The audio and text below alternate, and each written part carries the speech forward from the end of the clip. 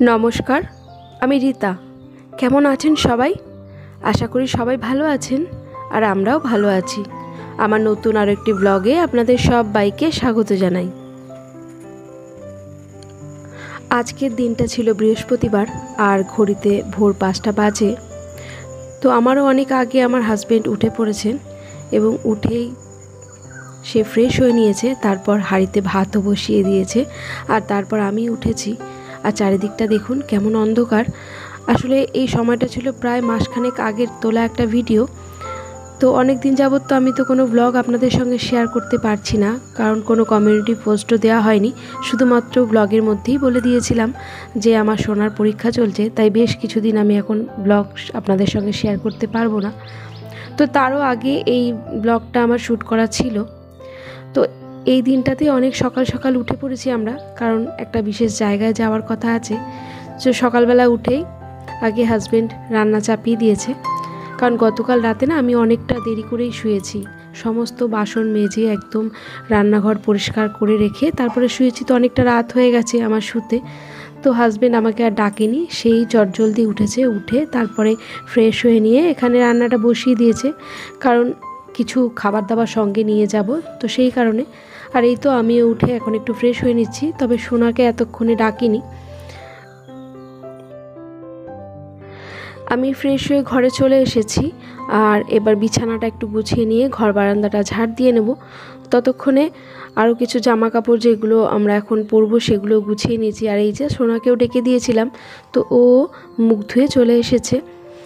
আর এখানে যে সমস্ত জিনিসগুলো নিয়ে যাব আর যে পোশাকগুলো পরে যাব সেগুলোও একটা ধারে গুছিয়ে নিয়েছি। আর এই তো আমার ঝাড় দেওয়াটাও কমপ্লিট হয়ে গেছে। তার মধ্যে হাজব্যান্ডের রান্না প্রায় হয়ে এসেছে, কারণ ও আমাকে গতকাল বলেছিল যে তোমাকে কোনো দিক দেখতে হবে না, তুমি শুধু নিজে রেডি হবে সকালবেলা, ব্যাস তাহলেই হবে, আর যেটুকু যা করবার সেটা আমি করিয়ে নেব। আসলে গতকাল রাতে একটা ঠান্ডা লড়াই হয়ে গিয়েছিল যে কোথাও যাওয়ার আগে এতটাই হুড়োতাড়া লাগে বা এত কিছু সব কিছু করে তারপরে রেখে যেতে হয় বা প্রস্তুতি নিতে হয় যে যাওয়ার ইচ্ছেটাই যেন নষ্ট হয়ে যায়। তো এই নিয়ে হাজব্যান্ড বলল যে তোমাকে সকালবেলা থেকে কিচ্ছু করতে হবে না, তুমি শুধু রেডি হবে, ব্যাস তাহলেই হবে। আর বাদ বাকি সমস্ত কিছু হাজব্যান্ড নিজেই গুছিয়ে নিয়েছে। তো সঙ্গে নিয়েছিলাম এখানে একটা বসার জন্য বিছানার চাদর আর সেলফি স্ট্যান্ড, আর নিয়েছিলাম বিস্কুট, মুড়ি, এই সমস্ত কিছু ডকুমেন্টস সঙ্গে নিয়েছিলাম। এই যে এখানে 2-3 রকমের বিস্কুট আছে, কেক আছে, মুড়ি আছে, আর মুড়ি দিয়ে খাওয়ার জন্য চানাচুর আছে। সমস্ত কিছু একটু গুছিয়ে এগুলো নেওয়া হয়েছে। তো এগুলো কিন্তু হাজব্যান্ডই গুছিয়েছে আর আমিও অল্প কিছু তাকে হেল্প করেছি। আর এই তো সকলেই রেডি হয়ে গিয়েছি। আর এবার একটু মাথাটা আছড়ে সিঁদুরটাও পরে নেব।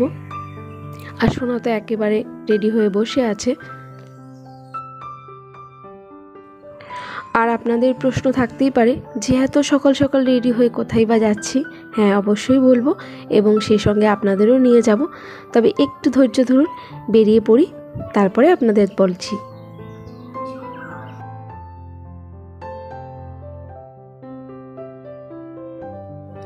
আর এই তো আপনাদের সঙ্গে গল্প করতে করতে আমি একেবারে রেডি হয়ে গেছি। আর এরই মধ্যে হাজব্যান্ডও চাটা বানিয়ে নিয়েছে। আজকে চা পর্যন্ত আমাকে করতে হয়নি। আর এই তো এখন 3 জনে মিলে চাটা খেয়ে নিয়ে তারপরে বেরিয়ে পড়ব। চলুন তাহলে একেবারে রাস্তায় বেরিয়ে তারপরে আপনাদের সঙ্গে কথা হবে। আর এই তো 3 জনে মিলে রেডি হয়ে বেরিয়ে পড়েছি আর সাথে আপনাদেরও নিয়ে নিলাম। সকালবেলায় বাজারে কত লোক! হ্যাঁ,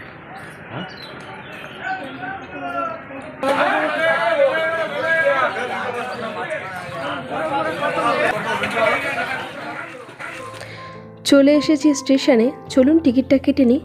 আর এখানে একটা মালগাড়ি দাঁড়িয়ে আছে, দেখেছেন তো? ওভারব্রিজটা ক্রস করে তারপরে যেতে হবে। চলে আসলাম। আর আমাদের ট্রেনের টাইম ছিল 5টা 58-তে, তো কম বেশি ঢুকতে ঢুকতে 6টা বেজে গিয়েছিল।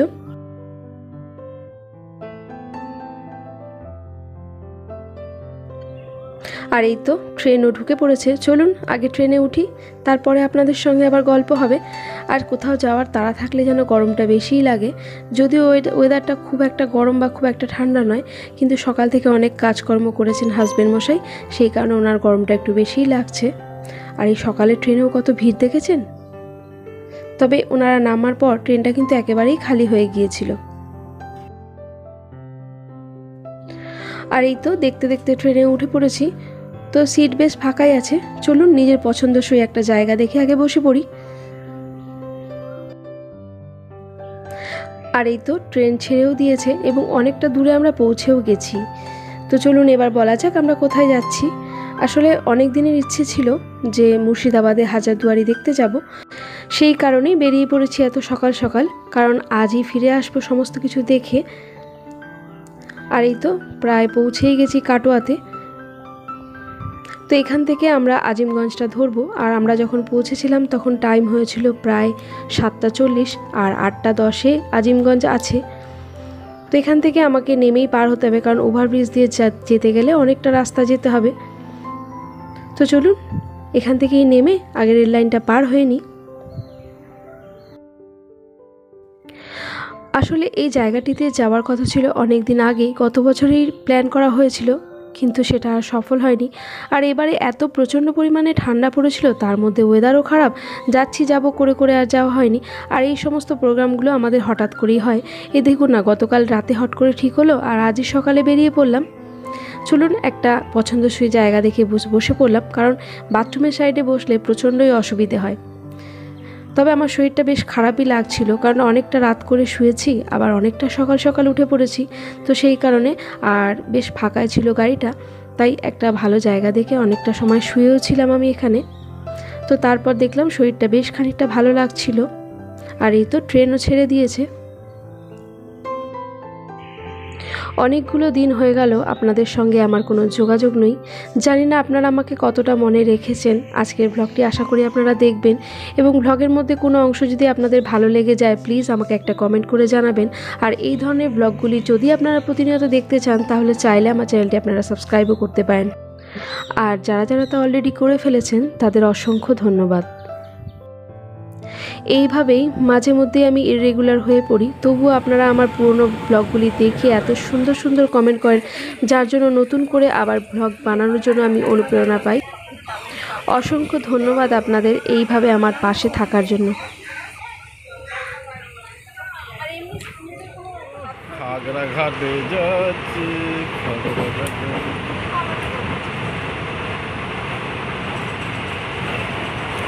ট্রেন চলে চলেছে।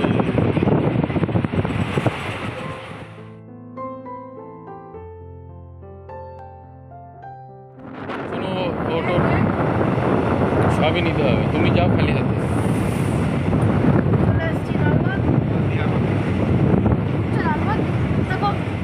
ট্রেনে আসার পথে চারপাশের যেটুকু যা পরিবেশ আমি কিন্তু কিছুই শ্যুট করতে পারিনি। এই ব্যাপারে সোনা এবং আমার হাজবেন্ড সাহায্য করেছে।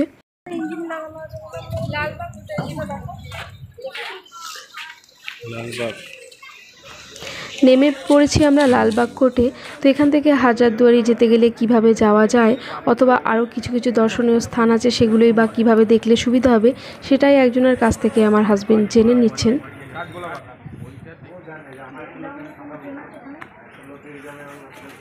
কি খেয়ে নেবে, ভাতই খেয়ে নেবে না কেক টেক ওগুলো খাবে? তুই কোথায় গেলি? এদিকে আয়, এখানে হাত ধোয়ার জায়গা নেই।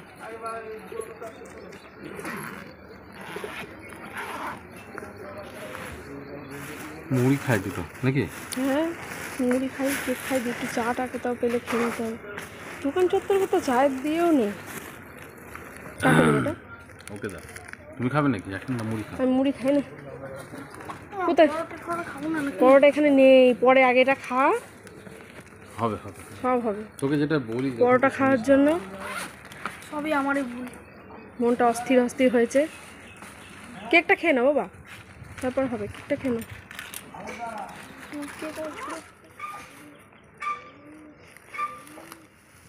অল্প ঢালো, নাহলে এটাই মাখতে পারবে না। মাখার কিছু নেই। চলুন, প্রচণ্ড খিদে পেয়ে গেছে, একটু টিফিন করে নিই, আর সেই সঙ্গে কিছু কথাও আপনাদের সঙ্গে শেয়ার করি। আমার সংসার জীবনের 14 বছরের অভিজ্ঞতা থেকে এটুকু বলতে পারি, ভালো থাকার জন্য বিশেষ কিছু অর্থের প্রয়োজন হয় না, দরকার হয় একটা ভালো মনের মানুষের। সত্যি আমি ভীষণ খুশি আমার হাজবেন্ডের মতো এমন সুন্দর একটা মানুষকে আমি জীবনসাথী হিসেবে পেয়েছি। এসব দেখে আমার বোনটা খুব খুশি হবে, বলবে বাহ আপনি খুব ভালো একজন মানুষ পেয়েছেন লাইফ পার্টনার হিসেবে।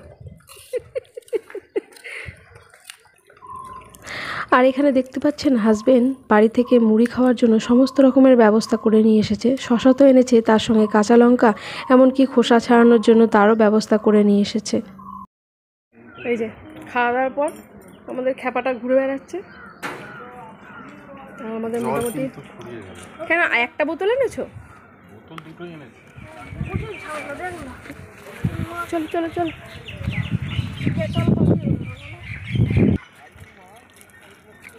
ভালো, কেমন ঘোলা ঘোলা লাগছে, কেমন ঘোলা ঘোলা লাগছে জলটা। নিও না, দরকার হলে বোতল একটা কিনে নিও, নাহলে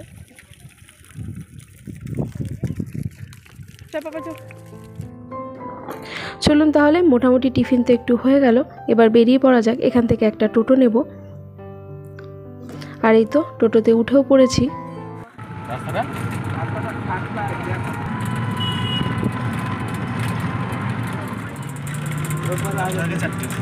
কটা থেকে? 10টা থেকে 4টে। ও বিকেল 4টে অবধি খোলা, তারপরে বন্ধ হয়ে যায়, তাই তো?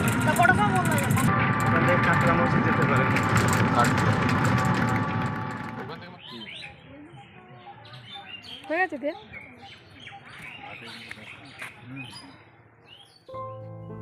আর এই তো টোটো করে এবং আপনাদেরকে সঙ্গে নিয়ে চলে এলাম খোশবাগে। চলুন তাহলে ভেতরের দিকে যাওয়া যাক। আর এখানে অনেকেই দেখছি যে সঙ্গে করে একজন গাইড নিচ্ছেন, কারণ এখানে তো অনেক সমাধি আছে, তো কার কি সমাধি সেটা অনেক সময় শেয়ার করে দিচ্ছেন। তবে আমরা কোনো রকম গাইড কিছু নিইনি।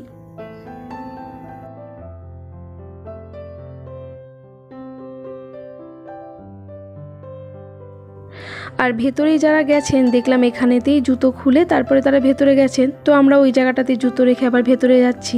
আর দেখছেন তো বাইরের দিকটা এইভাবে একটার পর একটা দরজা রয়েছে, আর 4-5টা পাঁচিল দিয়ে ঘেরা। তো এখানে অনেকগুলি পরপর দরজা রয়েছে, যেগুলো আমাদের পেরিয়ে ওদিকটায় যেতে হবে। আর এখানেও বেশ কিছু সমাধি আছে। চলুন ভেতরে যাওয়া যাক। আর চারপাশের পরিবেশটা কিন্তু ভারী সুন্দর, দেখুন কত রকমের গাছপালা রয়েছে। আর অত্যন্ত যত্ন সহকারে যে এগুলো রাখা রয়েছে সেগুলো বেশ বোঝা যাচ্ছে যে প্রতিনিয়ত এগুলোর যত্ন করা হয়। আর আজ কিন্তু বেশ অনেক মানুষজনই এসছেন এখানে। তো একটু সামনে গেলে ওনাদের মুখ থেকেই শুনে নিতে পারবো এখানে কার কি সমাধি আছে।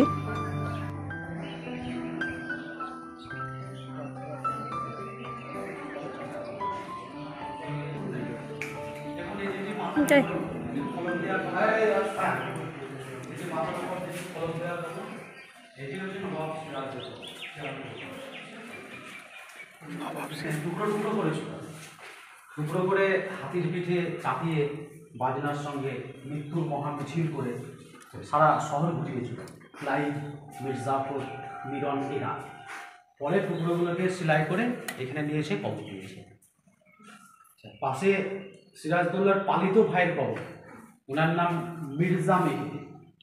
ইনাকেও হত্যা করেছে মিরন, মির্জাপুরের ছেলে। সিরাজদৌল্লার সোজা দেখুন পায়ের নিচে তো সিরাজদৌল্লার বউ লুৎফুন্নেসা, লুৎফুন্নেসার পায়ের নিচে আসল লুৎফুন্নেসার পাশের কবর। ওনার নাম আলেয়া। আলেয়া ছিল বাইজি, নাচ গান করত সিরাজের কাছে, ইংরেজের কাছে, আর সিরাজকে দিত।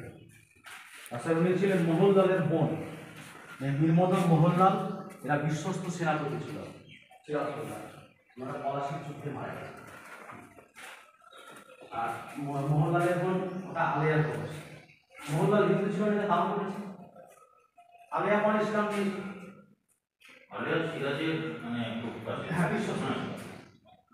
আর মাঝখানে যদি বড় কবর এটা আলিপুর দিতে সিরাজের দাম আছে।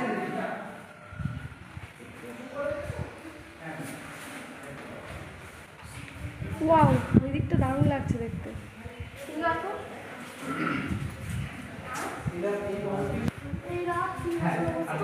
দারুণ লাগছে দেখতে। রাজা এখানে বসতো, রাজা এটা জায়গাটার নাম কি?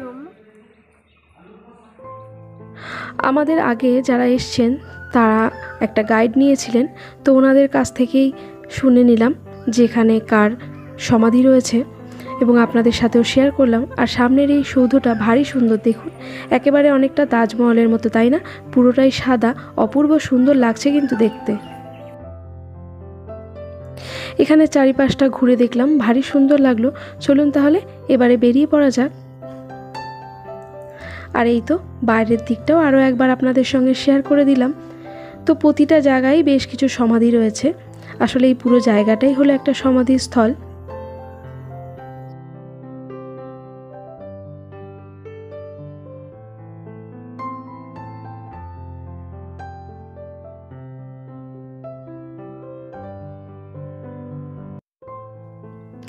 আর এই যে এই টোটো দাদাকে এখানে একটু ওয়েট করতে বলেছিলাম, কারণ ওনার টোটোতে করেই আবার চলে যাব ফেরিঘাটে। তো চলুন, এই তো বসে পড়েছি টোটোতে, এবার ফেরিঘাটে যাওয়া যাক। চলুন তাহলে আজকের ব্লগটা এই পর্যন্তই রাখলাম। বাকি অংশটুকু আবার পরের ব্লগে আপনাদের সঙ্গে শেয়ার করব। সকলে ভালো থাকবেন, আবারও দেখা হবে।